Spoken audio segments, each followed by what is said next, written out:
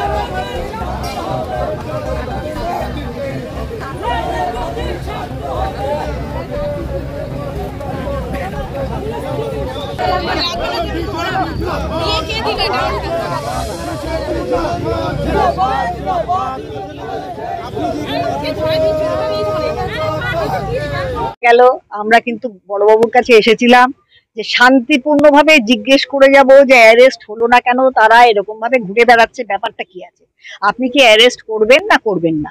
ওনারা এমন ভাবে ব্যারিকেড করে রেখে দিলেন, মনে হচ্ছে যে মানে এমন বিশাল কিছু কোনো ক্রিমিনালরা এখানে আসছে, থানা আক্রমণ করতে আসছে অস্ত্র শস্ত্র নিয়ে, সেরকম অবস্থা হয়ে গেলেন। ওনাদের হেভি প্রোটেকশনের দরকার, তার জন্য প্রচুর পরিমাণে ফোর্স রেখে দিলেন। কিন্তু আমরা তার জন্য আসিনি, আমরা খালি হাতে এসেছিলাম যে কবে ওদের অ্যারেস্ট করা হবে। বড়বাবু বললেন যে আপনারা কয়েকজন নিয়ে ভেতরে আসুন। অবশ্যই আমরা গিয়ে জিজ্ঞেস করলাম কবে আপনি অ্যারেস্ট করবেন। উনি বলছেন আমি দেখছি যে করবো। প্রথমে আমাকে বললেন যে আপনারা কই ইনজুরি রিপোর্ট দিননি। আমি আমার কথাটা, তাহলে আমি যে এফআইআরটা করলাম জনপ্রতিনিধি হিসেবে, তার সঙ্গে ফটো দেয়া হলো, সমস্ত ফটো রয়েছে, ফ্লেক্সে পর্যন্ত ফটো রয়েছে, সব জায়গায় ফটো আছে, এবং আমার এমপিকে পর্যন্ত হ্যাকেল করা হয়েছে ওখানে।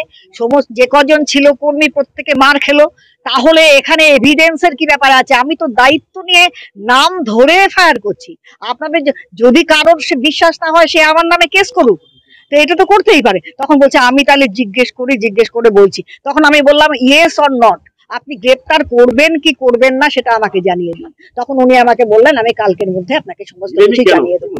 দেখুন, পুলিশ প্রশাসন মানে তৃণমূলের বাধ্য সন্তান বলতে পারেন। তৃণমূলের চটি চাটা পুলিশ, এতে নতুন কিছু নেই। কিন্তু 2-1 জন হয়তো কিছু আছে, উপায় নেই, তারা করতে পারে না। কিন্তু তৃণমূলের পুলিশের আরজি করের ঘটনা নিয়ে আপনারা দেখলেন, যেটা নিয়ে আমরা আন্দোলন করতে সেদিনকে এসেছিলাম, বন্ধ করতে এসেছিলাম। একটা মেয়ে যার জীবনটাকে এরকম ভাবে শেষ করে দেওয়া হয়েছে, তাকে সম্পূর্ণরূপে শেষ মানে কি যাচ্ছাতাই ভাবে মানে তাকে মেরে ফেলা হয়েছে, সেটার প্রতিবাদে আজকে সেটা করতে এসে শুধুমাত্র আমরা মার খেয়ে গেলাম নয়, ওখানে আমাকে জিজ্ঞেস করা হচ্ছে এটা কি ইউপি? এটা ইউপি নয়, এটা বাংলা। তো বাংলা আমি তখন তাদেরকেই বলেছিলাম, তোমরা তো বাংলা বলছো ভাই, এটা বাংলা কি? এখানে শরিয়ত আইন কবে চালু হয়েছে? আর বাংলা কি বাংলাদেশ না পাকিস্তান? এখনো তো সেরকম কোন সার্কুলার মমতা ব্যানার্জি আমাদের দেন নেই, তা আমরা তো জানি না তার জন্য। তো সুতরাং এটা আমরা যেভাবে ছিলাম এখনো সেইভাবে আছি, সেইভাবেই চলবে। ইউপি বাংলা কিছু বুঝি না, যেভাবে পশ্চিমবঙ্গ ছিল সেইভাবেই পশ্চিমবঙ্গ থাকবে। হ্যাঁ, দেখি কালকে কি করে। না করলে এখানে সত্যি বলছি আমি, আগামীতে বিশাল আন্দোলন হবে, বিশাল আন্দোলন হবে। এখানে যারা রয়েছে সব নেতৃস্থানীয় রয়েছে, এখানে নেতৃত্ব, তারা নিজেরা বলছে এমপি এমএলএ কে কেন এরকম ভাবে হ্যাকেল করা হলো, তাদেরকে কেন মারধর করা হলো। প্রত্যেকটা কর্মী প্রায় অসুস্থ হয়ে গেছে, যে কটা কর্মী ছিলও না কেউ, 8-10 জন ছিল, আমরা এমনি এসেছিলাম, 8-10 জনকে মারা ধরা হয়েছে। তো এটা কিন্তু কেউ মেনে নিচ্ছে না।